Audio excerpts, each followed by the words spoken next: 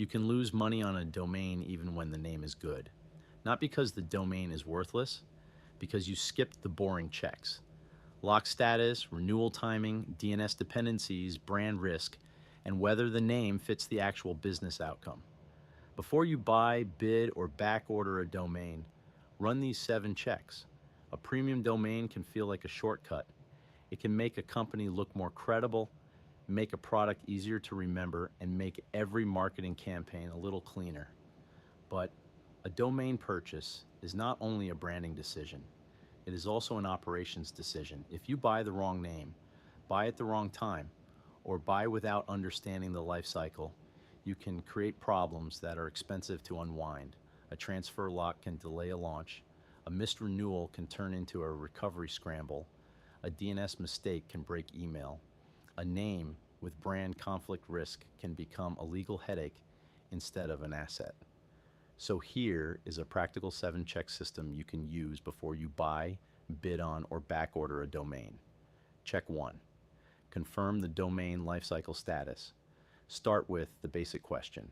Is this domain actively registered, expiring soon, already expired, in redemption, pending delete, in auction, or available for normal registration? Those states are not the same. They change what you can do, how fast you can do it, and how much uncertainty you should expect. If a domain is simply available, registration may be straightforward.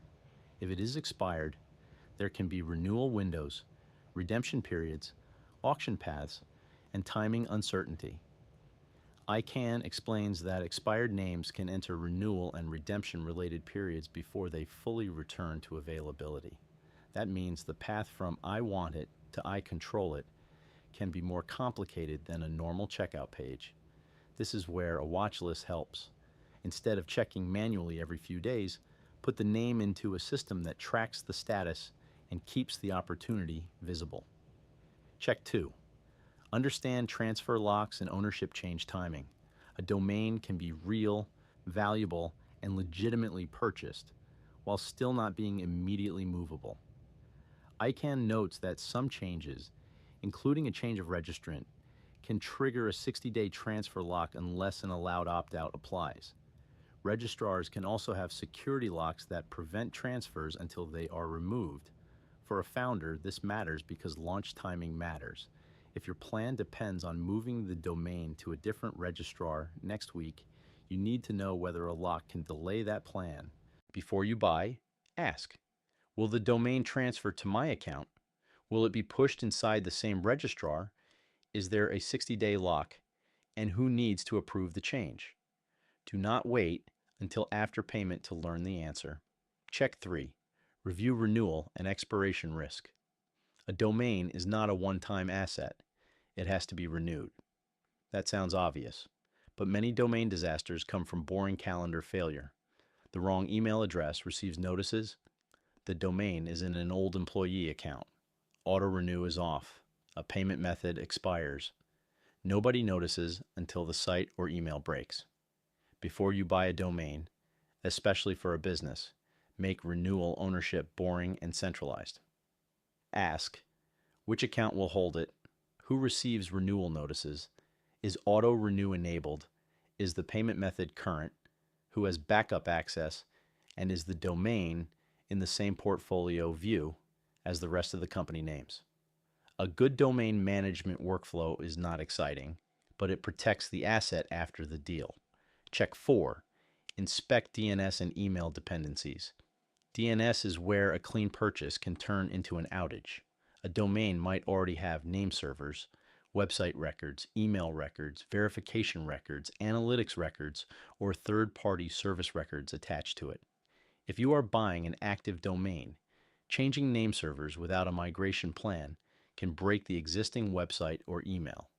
Even if the domain is unused, you should still plan the first DNS setup carefully. Decide where DNS will live, record the name servers, set up the website records, set up email authentication records if you will send mail, including SPF, DKIM, and DMARC through the email provider you use. For a domain investor, this is also a cleanliness check. A name with messy historical records is not automatically bad, but you should know what you are inheriting before you build on it. Check 5. Check brand and trademark conflict risk. A great looking domain can be a terrible business name if it conflicts with someone else's brand. This is not legal advice, and you should talk to a qualified attorney for legal questions. But as an operator checklist, you should still do basic screening before you fall in love with the name. Search the exact phrase, search close variants, check obvious trademark databases for the market you operate in. Look at current businesses using similar names. Ask whether customers could be confused about who owns the brand. The goal is not to become a lawyer in 5 minutes. The goal is to avoid paying for a name that immediately raises obvious conflict questions. Check 6. Compare price against realistic use. A premium domain is worth more when it solves a real business problem. Ask what the domain will actually do. Will it become the primary brand? Will it improve paid search conversion? Will it reduce spelling mistakes? Will it make sales calls easier? Will it protect a category name competitors could use against you? Will it become a redirect, a campaign domain, or a defensive hold? Those are different use cases. They justify different budgets. Do not compare the asking price only to how much you like the name. Compare it to the business value of using the name well. Check 7. Put the domain into a monitored workflow before money moves. The biggest mistake is treating domain buying as a single event. A better approach is to turn it into a workflow. Shortlist the name, record the source, record the status, set reminders, decide your maximum bid or offer, assign the owner, track renewal requirements, and keep notes on why the name matters. That is where Catches fits.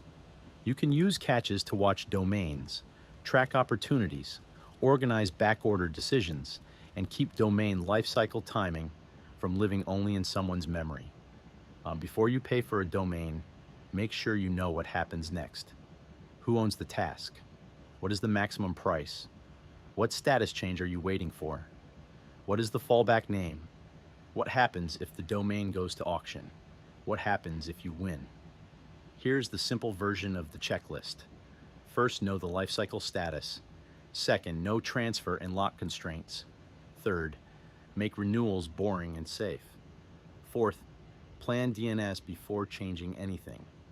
Fifth, screen brand risk early.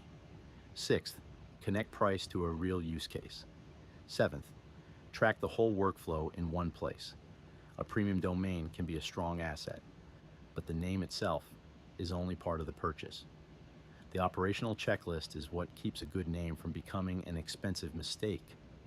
If you are tracking a domain, watching an expiry path, or deciding whether to backorder a name, add it to Catches and keep the next step visible before the deadline sneaks up on you.